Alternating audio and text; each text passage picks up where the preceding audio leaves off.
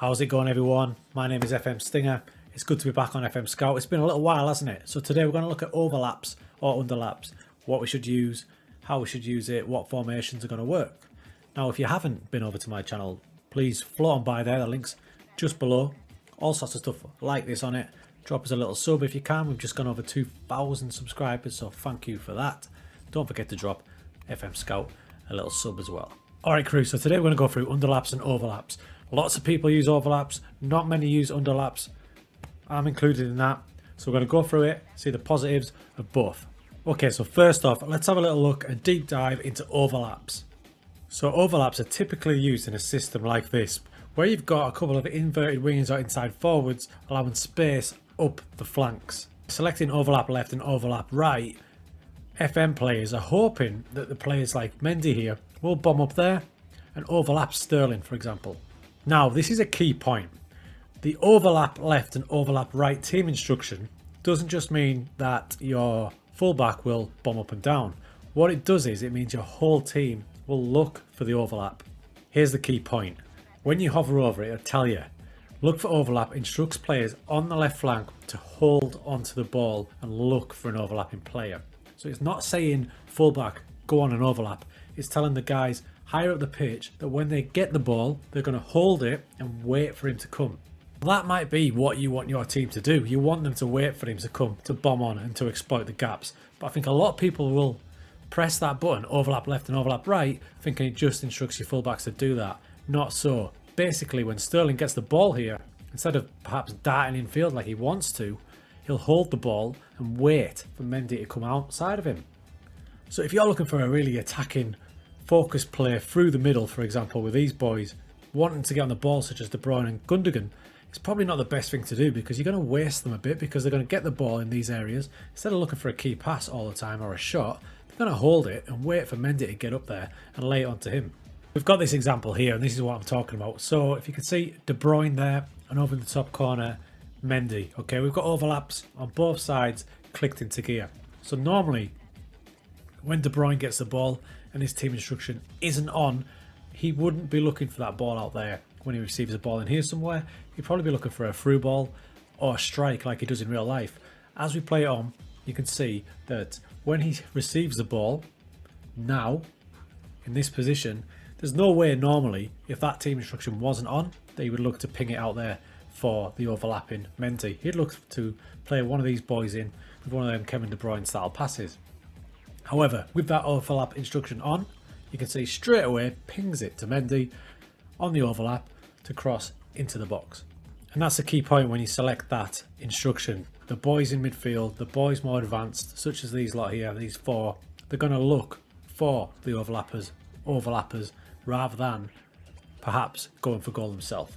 Now, one final point on the overlap instruction. You don't necessarily have to have it clicked into gear if you want overlaps. Wing backs, especially support and attack ones, will naturally overlap. That's what they want to do. So you don't need to hold the play up. Players will still look for the overlap when it's on, but it won't be a priority. So if when it's the best option, they will ping it to the wing back who is overlapping, but it won't be their main focus like it is if you select it as a team instruction. Underlaps. Now, these are one of the most underused team instructions there is, I think. I've barely used it. I have recently started to use it in one of my saves for a specific formation, and it can be pretty handy.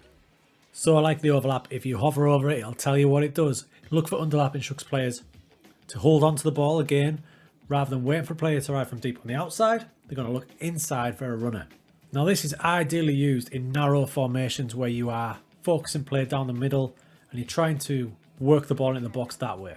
The best use of this is when you want to play in these sort of areas here. And you've got quality midfielders in the central zones like we have here, and even inside forwards and inverted wingers, because they're all going to come inside these sort of areas. So your fullbacks, when this instruction's on, in an ideal world, when they receive the ball in these sort of areas, they're going to play it into there for the likes of Gundogan and De Bruyne coming into these areas here.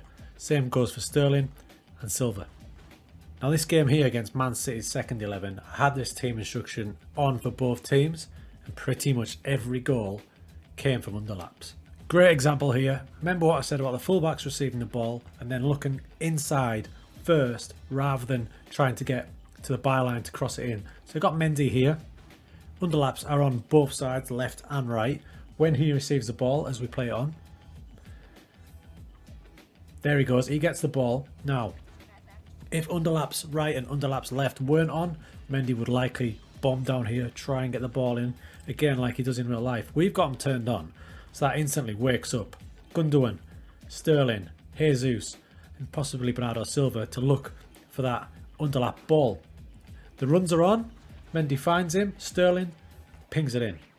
Same goes here, so for players higher up the pitch, it's not just the fullbacks that will look for the underlapping runs, it's also your wide players and further players up. So if we check it out here, Mahrez is going to receive the ball there. Check him out, Mahrez. Now, options here. He's got an overlap there if he needs it. The attacking fullback is doing his natural overlapping run like we said, but we've got these players in here, look. Starting the underlapping runs, giving him the option, Mahrez has the ability to ping in the ball, in it goes.